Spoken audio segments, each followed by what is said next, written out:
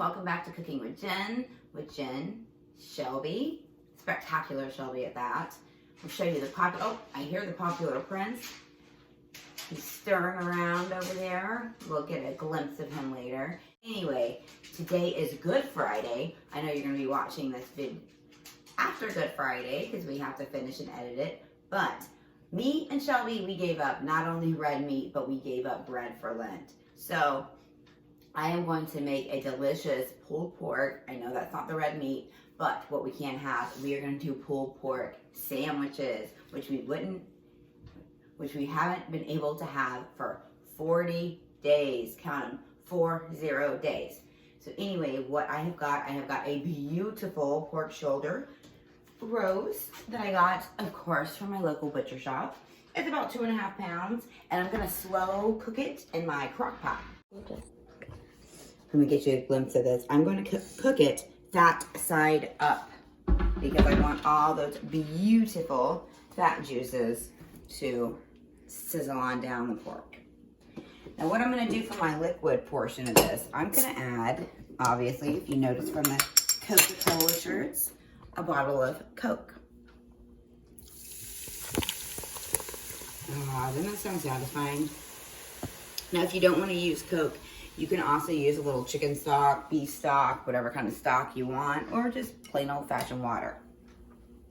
Now to that, because I want a little smokehouse flavor in my life, I'm going to add 2 ounces of liquid smoke. And I'm doing the cheating version. I had some leftover BBQ sauce from something we made not too long ago, I think ribs. So I'm going to add this to it as well. Now I'm going to slow cook this. I'm going to start it on high for about an hour. Maybe we'll go about 30 minutes. And then I'm going to turn it down to low. And we are going to cook this. I'm going to slow cook it on low all day, probably about 5 hours. I want my pork to reach an internal temperature of what, Shelby? 160 degrees Fahrenheit. 165, but who's counting? I'm also going to add a little onion powder, a little garlic powder, a little salt. Pinch of salt. Now, if you want to kick it up a notch, you can add a little hot sauce. And of course, I'm going to add a little chili powder, and it'll give it a nice, unique flavor. You might say, what's in that pulled pork? Remember, you are cooking this, I'm going to add a little more Coke because I like it to be good and liquidy. This way, it's never going to burn or dry up. Once again, we have this on high, about 30-40 minutes, and then we are going to turn it on low and let it go. So I'll meet you back here in probably about 4 to 5 hours. In the meantime, if you want, like about 2 hours in, you can kind of rotate your pork.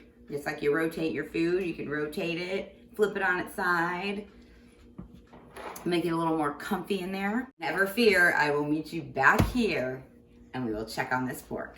All right, so now it's been about 4.5, almost 5 hours. And our pork has cooked up. We've done the internal temperature, if you folks would like to see. Depending on who you're listening to, either me or Shelby, but either way, if it's 160 or if it's 165, we hit 180, folks. Now, if you're wondering, how am I gonna pull this pork easily? I have got a simple and quick solution, your KitchenAid mixer. And the little attachment I'm gonna be using is my Compton hook attachment. All you have to do, you are going to need a fork, not to pull it, of course, silly, but to get it out of there. We are going to stab that meat. We just have a little cutting board here just to catch any juices, and sometimes I like to chop it a little bit first if it's still a little tough, but this pork is cooked up nice. All that fat is still in there, so it's going to be nice and mushy.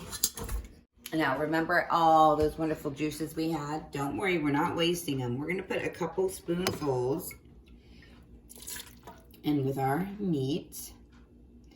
And if you don't want to do pork, you can also do a big chicken, obviously boneless.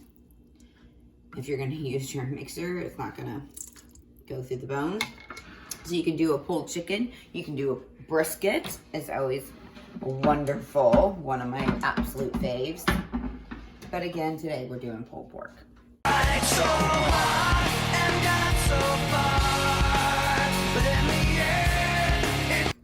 And a little tip for you. You don't want to do this cold. You want it to still be warm because it helps pull it faster, and then it's already warm when you're ready to eat it. So now we have got our pork pulled. What I'm going to do with that, I'm just going to pour a little more sauce in that and let it sit because we've got to get our buns ready.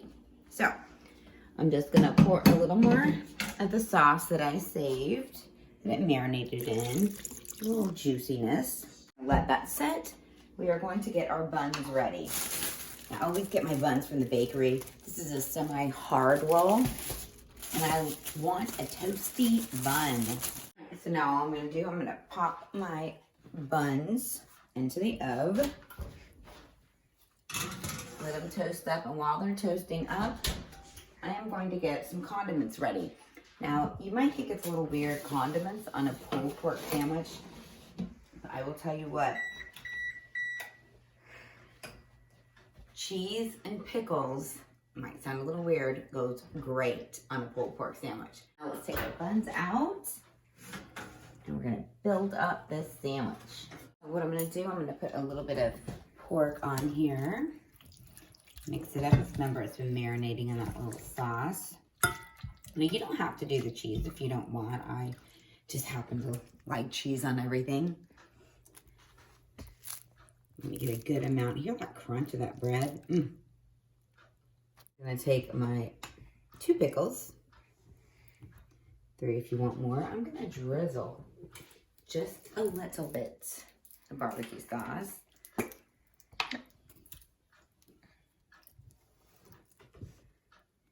Then I'm gonna put my big honking piece of cheese on top. Now what I'm gonna do, you either stick it in the oven and steam it real quick, but pressed for time, I'm hungry, I've been smelling this meat all day.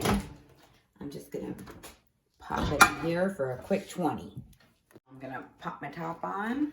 If you want, you can drizzle a little more BBQ sauce. And she's ready to go. I'm gonna cut it in half and I'm gonna let Shelby tell you what she thinks. All right, Shelbo, give it a go.